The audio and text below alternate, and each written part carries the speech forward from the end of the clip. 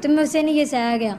तो आपको कभी बोला कि गुर्दे निकालने, आपसे कभी ज़बरदस्ती की? ज़बरदस्ती करने की कोशिश की थी मेरे जेठ ने। तो फिर मैंने बहुत घबराई और बहुत रोई उस वक्त। जब मैं रोती थी मेरे मुंह में सराहना देकर ना, तकिया देकर, तो मेरा मुंह तो बात था कि ये मर जाए, ये तो मर जाए। अब ये शोर मचा दे कि सब दुनिया को पता चल जाएगा। तो मियाँ को बताया आपने? हम मैंने मियाँ को बताया, वो नहीं था मान रहा। वो कहता मुझे यकीन नहीं हो रहा कि मेरा भाई ऐसा करता, तुम गलत हो सकती हो। तो आपका भी, उन्होंने कहा था कि आपका भी ऑपरेशन होगा, आपके भी गुर्दे बेचेंगे?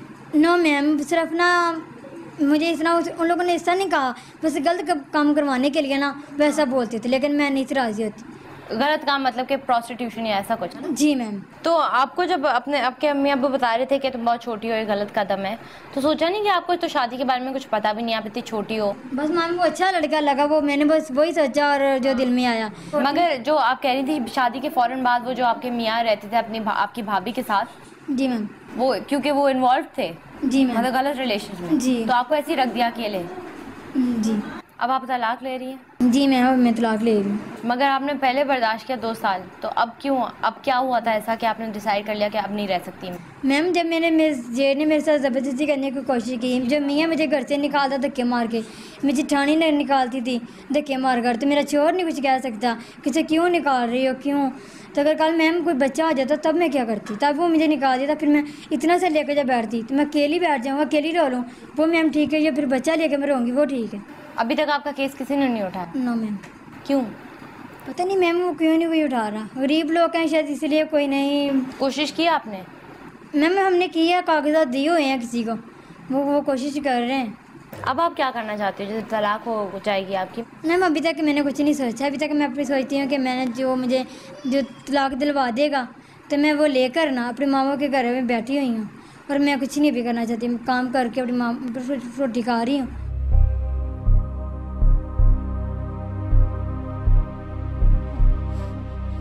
अब हम मरियम की फैमिली के साथ मौजूद हैं और पूछते हैं कि उन्होंने अपनी बेटी की शादी इतनी जल्दी क्यों करवा दी, और उसने खुद पसंद की थी मगर क्यों उन्हें दिया ऐसा। अस्सलाम वालेकुम। क्या नाम है आपका? नाहिद कौसर।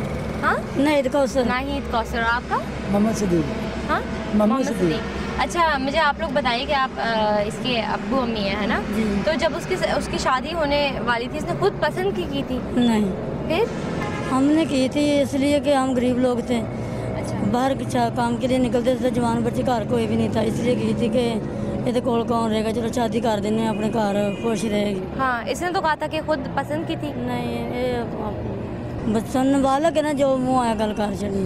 ऐसे आप की थी शादी। अच्छा, तो मरियम आपने तो कहा था पसंद की शादी थी। मैं उस वक्त इतना डरी हुई थी, लेकिन मुझे समझ नहीं था आ रहा कि मैंने क्या कहना है और क्या कुछ बोलना है। अच्छा, तब मेरी मम्मा ने सच बोला कि वाकई कि मेरी मम्मा ने हमारी शादी करवाई थी।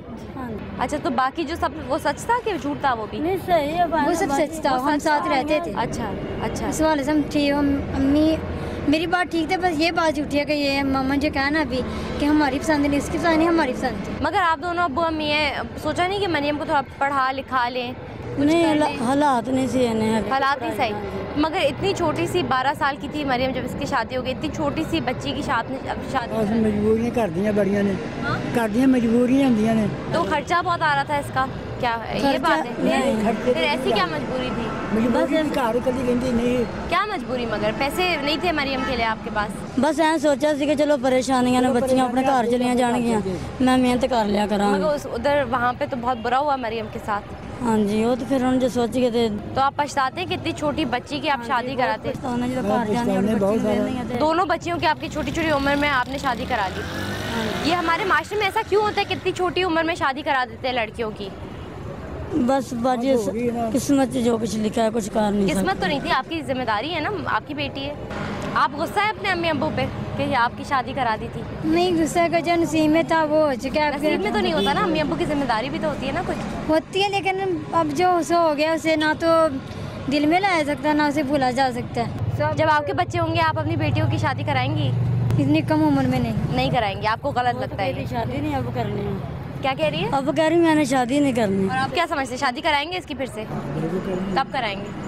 देखा साल 2 साल समझदार होएगी फिर ही कराएंगे। साल 2 साल। मगर अब इसकी मर्जी चलेगी? हाँ जी। कि आप इसको फिर से ऐसे करेंगे? नहीं। ठीक है, मरियम आप खिलाफ हो गई है ना शादी के? जी मैम। आपको नहीं करनी शादी? मैम। कभी भी नहीं? ठीक है, और कोई मैसेज देना चाहिए आपकी तरह लड़कियों को जो देख रही हैं, और क्योंकि आप तो रही हुई है ना इसके खिलाफ, तो आप क्या पैगाम देंगे ऐसी लड़कियों को जो आपकी जैसी सिचुएशन में फंसी हुई? मैंने यही कहूँ कि मैम कि उनका माँ बाप कम उम्र में शादी न मत करे, और वो भी अगर माँ बाप ज़बरदस्ती करना भी चाहे तो वो कभी भी ना करे, नहीं करे, मना कर दें।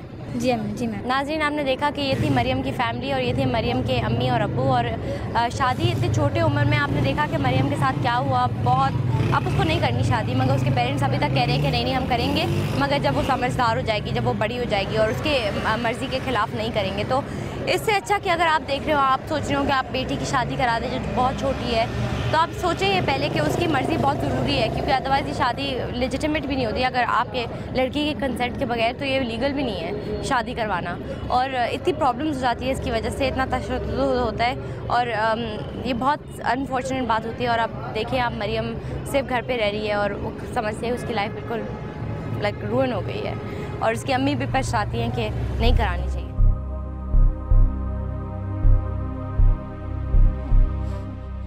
अभी हमारे साथ मौजूद हैं डॉक्टर नुसरत हबीब राना, जो एक साइकाइट्रिस्ट है, लीडिंग साइकाइट्रिस्ट है लाहौर में। इनसे बात करते हैं चाइल्ड मैरिजेस के बारे में।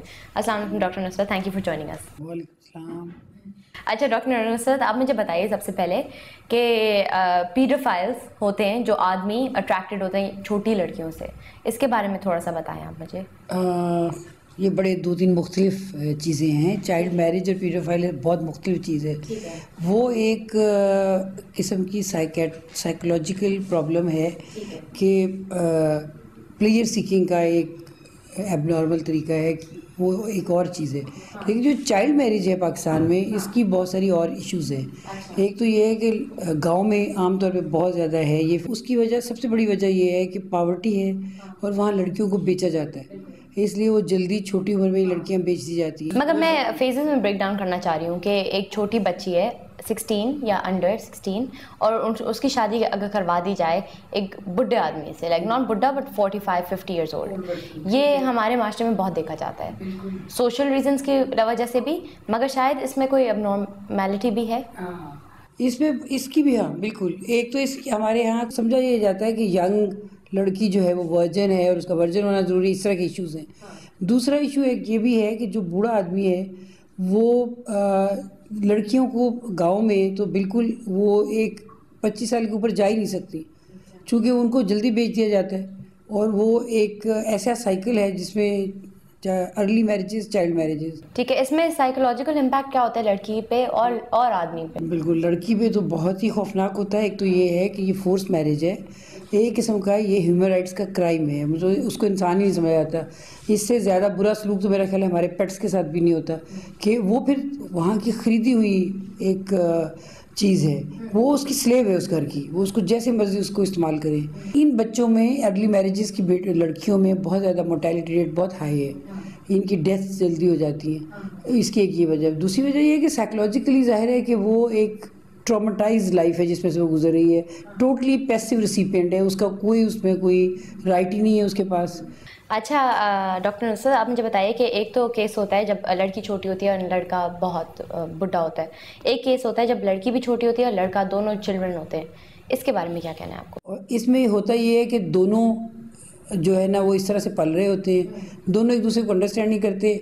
उसमें लड़का और लड़की, बाज़ दफ़ा लड़के भी ये हमारे पास आते हैं क्योंकि उनके लिए भी एक ये बड़ी शॉकिंग किस्म की मैरिज होती है, तो उनकी बहुत सारी साइकोलॉजिकल नॉट्स और प्रॉब्लम्स हो जाते हैं।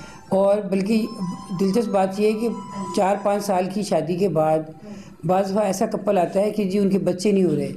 Actually they don't understand anything, they don't know कि क्या मैरिज के मीनिंग्स हैं, किस तरह से रहना है, क्या ये ऐसे हमने देखे हैं ऐसे केसेस। बावजूद इसके कि हमारे यहाँ लॉ है, अगर इस तरह की मैरिज रिपोर्ट हो जाए तो पुलिस केस भी बन जाता है, इसके बावजूद ये खासी कॉमन प्रैक्टिस है। मगर आप अल्टीमेटली स्टेट करती हैं कि आपके ओपिनियन में लड़कियों को ज़्यादा इफेक्ट होता है? लड़कियां, बिल्कुल लड़कियां बहुत इफेक्ट होती हैं क्योंकि लड़कियां ज़्यादा बड़ी उम्र के मर्दों से ब्याही जाती हैं। इसके अंदर इसको मैरिज कहना ही नहीं चाहिए, मतलब this is some sort of really crime like slavery, मेरा ख्याल है कि ये उसकी कोई मॉडिफाइड शक्ल कह देनी चाहिए कि स्लेवरी की है ये। मेरा ख्याल है कि बहुत ही इम्पोर्टेंट मैसेज ये है कि लड़कियों को पढ़ना चाहिए और अपना हक मांगते रहना चाहिए, बिल्कुल नहीं डरना चाहिए। सो आपने देखा कि एजुकेशन बहुत ही ज़रूरी है, क्योंकि ऑब्वियसली कि जब उनकी शादी होगी और अगर उनके हस्बैंड को कुछ हो जाए या आपको कुछ हो जाए, सो एटलीस्ट वो अपने खुद के अपने पैरों पे खड़ी हो सकती है, अपने आप को फेंड कर सकती है और डिफेंड कर सकती है अगर ज़रूरत पड़े। तो एजुकेशन है सबसे इम्पोर्टेंट। और ये भी मुझे डॉक्टर नुसरत की बहुत बात अच्छी लगी कि उन्होंने कहा कि उनके हॉस्पिटल में ऐसे केसेस आते हैं कि शादी हुई होती है जब बहुत बच्चे छोटे होते हैं और फिर वो आते हैं, वो कहते हैं हमारा बेबी नहीं हो रहा, और इसलिए कहते हैं क्योंकि इतनी छोटी उनकी शादी हुई होती है, उनको कुछ पता ही नहीं होता, शादी के बारे में समझ भी नहीं होती, तो उनको पता नहीं होता कि कैसे होते हैं बेबीज़ बेसिकली। और फिर पूरा एजुकेशन की ज़रूरत होती है, इसलिए क्योंकि वो इतने छोटे से बच्चे होते हैं।